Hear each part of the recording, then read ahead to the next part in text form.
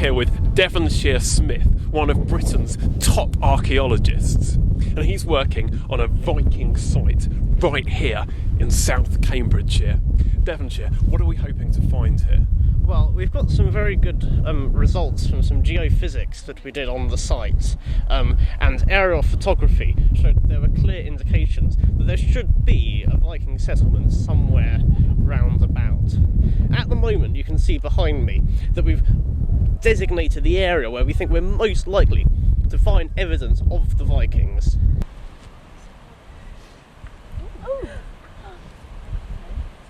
Can you take us round some of the this is what you found from the... a more interesting part. I mean, if you actually have a look at the ground beneath your feet, you'll notice that the actual texture, the actual timbre that you get from it is very different from the patch there. Yes, that's true. Certainly true.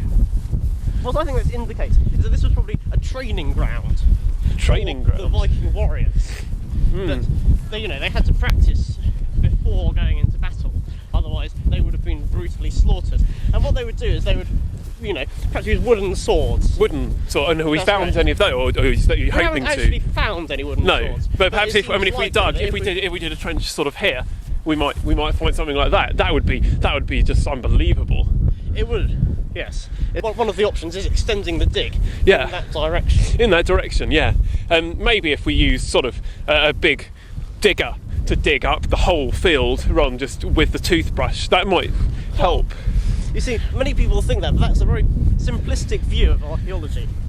It's got to be done carefully and painstakingly so that every last bit of pot can be recovered from any given site. Yes, but I mean, we've got a schedule to work to, and if we don't find anything by the end of the day, then it's not going to make it into the documentary. So if we could, if you think, I mean, perhaps have you got any sort of more industrial digging equipment? We could maybe do something here and try and see if there are any bits of sword and get them out, and then we could film that. Well, is that possible? It's not like this afternoon, perhaps. Well, it's not really. I mean, we might be able to do it tomorrow, but any later than that. Well, well, you see this. Well, that's the thing about archaeology. You see, we haven't really got any of that sort of equipment. No, I see. Shame. Maybe if we come back later to that trench, then we'll have found something which proves beyond reasonable doubt that this was a Viking training ground. Whilst we were waiting to see what results the dig would bring up, it was time for me to go back to Maldon. Let's talk to local expert Alaric Elfsbane. He'll take us through what happens here. It's at this point on the very coast of the Panther, now the Blackwater, that the Vikings came to the shore. It's at this point that originally Byrhtnoth and his Anglo-Saxon warriors would have been standing, and perhaps even, as we are now, advancing to meet the Viking peril. The heathen Viking scum who had been pillaging Europe and indeed the rest of Britain for at least 2 centuries at this stage had now worked their way round to the Essex coast and specifically Maldon. They arrayed themselves on Northey Island, which we will shortly see, and stood looking across to Byrhtnoth and his men. They didn't want to get wet, heathen scum that they were, and as you can see in the flats behind me, it's awful muddy. There's one thing that puzzles me though. What did the Vikings want here? It looks just like a patch of mud. Yes, and thinking of Essex from a modern cultural perspective is very difficult. I mean, the role of Essex in English culture today is at the base and the nadir of our cultural height.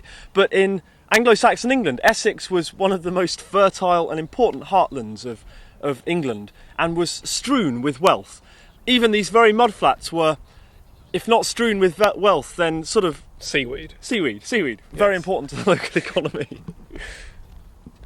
Now, there's a famous scene in the poem where the Viking messenger shouts across to the Saxons on the other side of the causeway. This is so.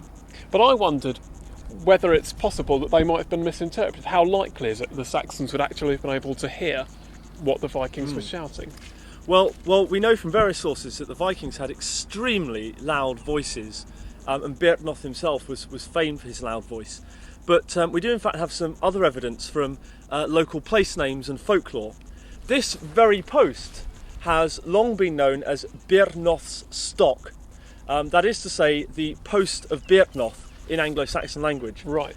And this indicates to us that it was at this very point on the causeway that the Vikings stood and shouted across to the Anglo-Saxon Is that army. right? Yes.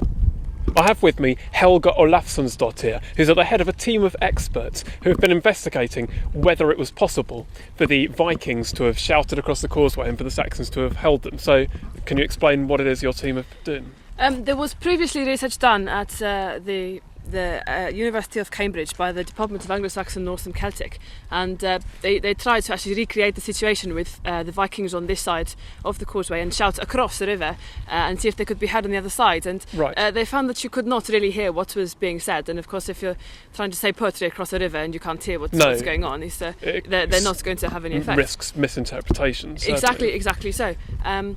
But today we are going to try and show you what we have found is that the Vikings actually it is very famous that they have a heroic system of the band. You know, they stick together and there's their lord and they follow their lord. So if they all shouted together. This is exactly it, you know, because they have the whole group of Vikings. There are many of them on the island, so they shout all at once. And also the peculiar, the resonating property of the mud flats. You see the sound bounces off, it carries across. The acoustics are very good in this location, so I think we can prove today that it is possible to shout across the mud flats and be heard on the other side. Well, let's do that. I'm going to go to the other side of the causeway and see if I can hear what the Vikings are shouting at me. After Fjorir, 1, 2, 3, Fjorir. Ne thurfa way o spillan, gif jeg spil.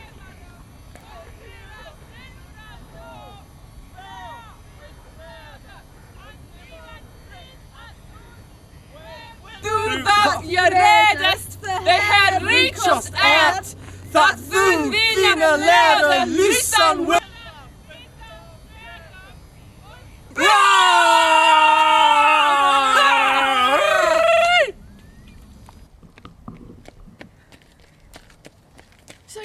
So Rob, did you hear us? Yeah, I managed to hear every word. I couldn't understand any of it, obviously. It was all in Anglo-Norse, but I could make it out perfectly. This is wonderful. So we have proved our case then. We have proved our theory. Yeah, I think that proves beyond reasonable doubt that every word in the poem is true. Well, that's great. Let's go back to the trench, see what's happening over there. So how are we doing here? Well, at the moment, we're still in the process of just removing the topsoil, the top layer, under which most of the artefacts are going to be buried. What are we going to find? It's a painstaking process that takes a lot of time. I see, yeah. You don't want to damage anything that might be underneath. No, absolutely.